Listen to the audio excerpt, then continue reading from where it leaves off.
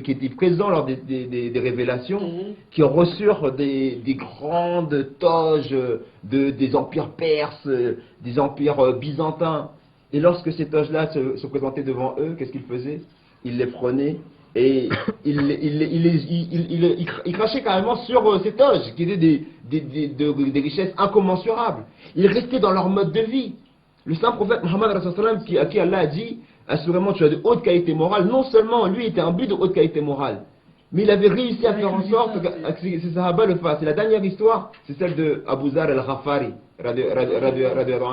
qui était un gouverneur à l'époque du saint prophète, non, à l'époque, je sais plus, à l'époque de Hazrat Omar, et il était connu justement pour sa taqwa et son intransigeance. Et un jour, il y a des gens qui ont voulu le mettre à l'épreuve. Et ils ont dit, celui qui n'arrête pas de faire des sermons en disant aux gens, en leur disant d'adopter une vie de simplicité, de ne pas chercher les biens de ce monde. On va voir comment il va réagir par rapport à ce qu'on va lui faire aujourd'hui. Ils ont été le voir et ils lui ont dit, ils sont venus tard la nuit, ils ont été le voir, ils ont dit, nous avons cette richesse que nous venons te donner pour que tu la gardes pour nous. Et après, il s'était dit que le lendemain, ils viendraient le voir. Et le lendemain, ils sont revenus effectivement le voir et ils se sont dit, on va voir celui qui dit qu'il n'a pas de richesse. Ils sont ramenés avec une délégation, ils ont dit, vous allez voir, on va vous montrer que celui qui fait des discours sur le fait de distribuer aux pauvres, lui-même, il a des trésors cachés chez lui. Et alors, ils se sont déplacés chez lui, et lorsqu'ils sont venus, ils ont dit, Ya Abu Zar, montre-nous les trésors qu'il y a dans ta maison. Et qu'est-ce qu'il a répondu? Il dit, mais tout ce que vous m'avez donné, je l'ai distribué aux pauvres. Il avait distribué parce qu'en fait, ce n'était pas une charge qu'il devait garder pour leur redonner, c'est une charge qu'il leur avait donnée à lui.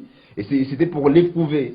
C'était un présent en fait. Et il avait tout distribué. Vous voyez comment ça pouvait être. Justement, il a pris de son maître, Rasulullah sallallahu alayhi wa sallam. Il y a la même histoire qui s'est passée à quelques exceptions près.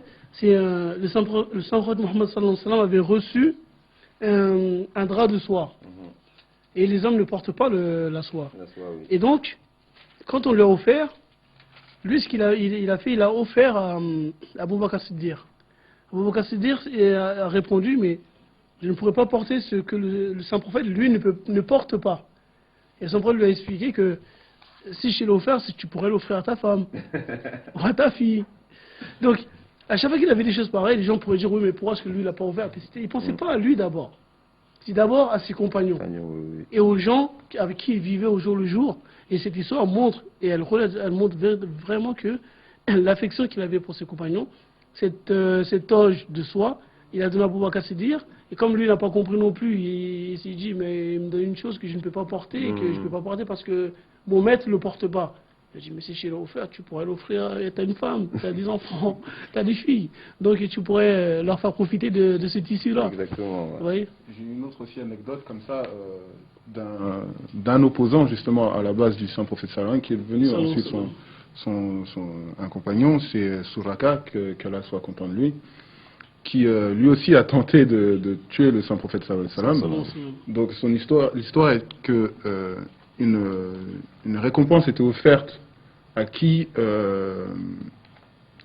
capturerait le saint prophète sallallahu, mort ou vif, et aussi Abu Bakr, le premier calife de l'islam, qu'Allah soit content de lui. Et donc il s'est mis en tête d'attraper le saint prophète sallallahu. Bon, l'histoire dit qu'il n'a pas réussi,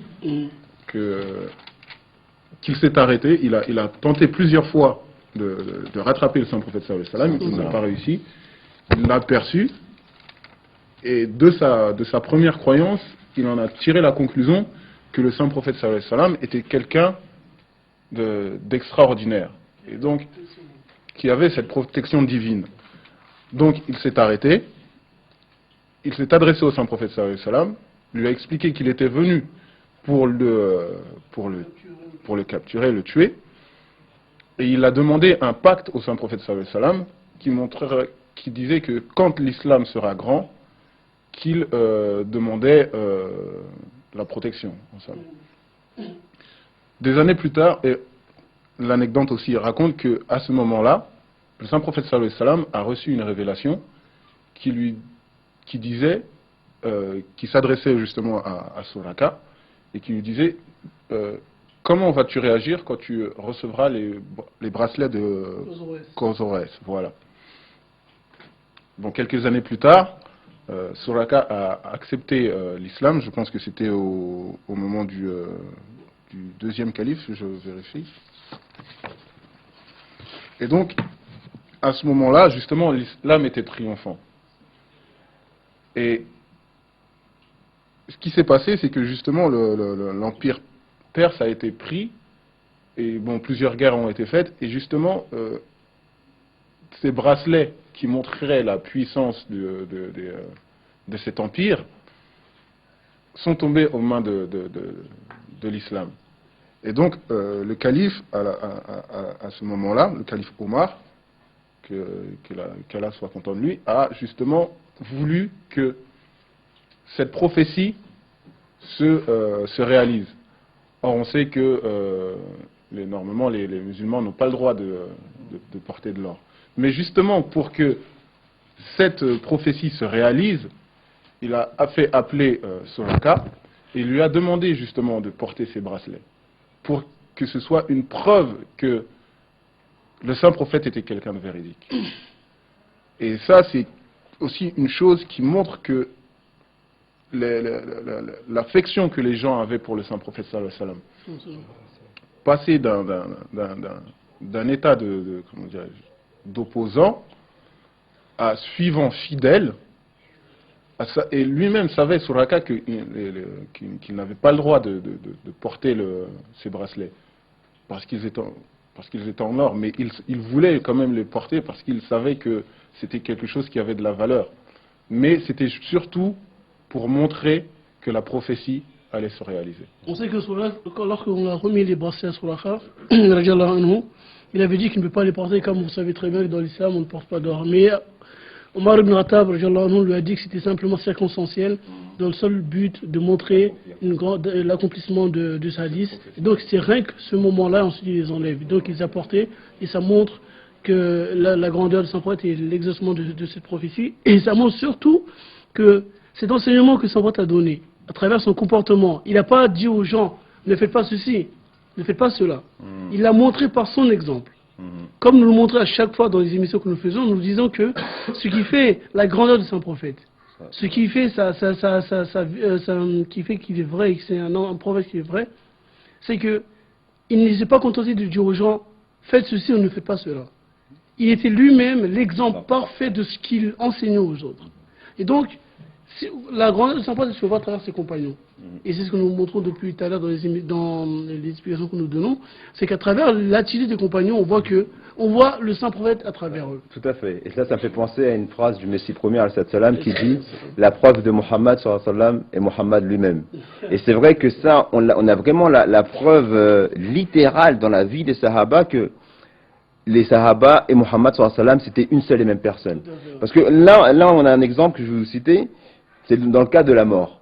Quand quelqu'un est sur le point de mourir, les dernières choses auxquelles il pense, c'est ses biens, sa famille, ses enfants, ce qu'il laisse derrière. Mais là, écoutez, c'est vraiment une histoire touchante et révélateur du degré d'amour et de proximité qu'il y avait entre Rasulullah sallallahu alayhi wa sallam et ses Sahaba.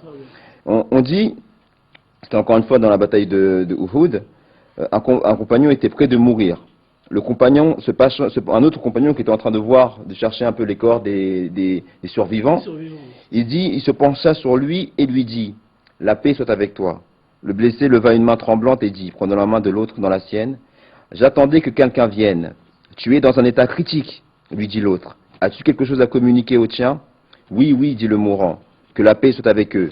Et dis-leur que tandis que je meurs ici, je leur laisse un dépôt précieux dont ils devront prendre soin. Ce dépôt est le prophète de Dieu, sallallahu alayhi wa sallam.